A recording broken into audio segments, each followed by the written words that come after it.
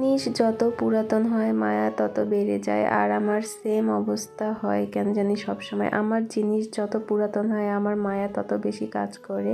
যে দেখতেই পাচ্ছেন জুতাগুলার চারদিকগুলা কিন্তু চামড়াগুলো উঠে গেছে। আর আমি দোকানে নিয়ে গেছিলাম, দোকানদার বলছে এগুলো রং করা যাবে না। তারপর মাথায় একটা আইডিয়া আসলো, আমি যদি রং করি রুমে বসে তাহলে কেমন হবে। এই কথা সেই কাজ, আমি কিন্তু বসে গেছি জুতা রং করার জন্য। মাত্র 40 টাকা খরচ করে আমি আমার জুতাগুলোকে চকচকা করে তুললাম। আর আমি প্রথমে চামড়াগুলো ভালো করে তুলে নিচ্ছিলাম, তারপর একটু একটু করে রং করতেছিলাম। আচ্ছা আপনারাই বলেন তো, জিনিস কি পুরাতন হলে ফেলাই দিতে হবে? আর আপনারা কারা কারা আছেন আমার মতো যে পুরাতন জিনিসের উপর মায়া একটু বেশি? তো আমার একটা জুতা কিন্তু ভালো করে রং করা হলো, আমি আরেকটা শুরু করব।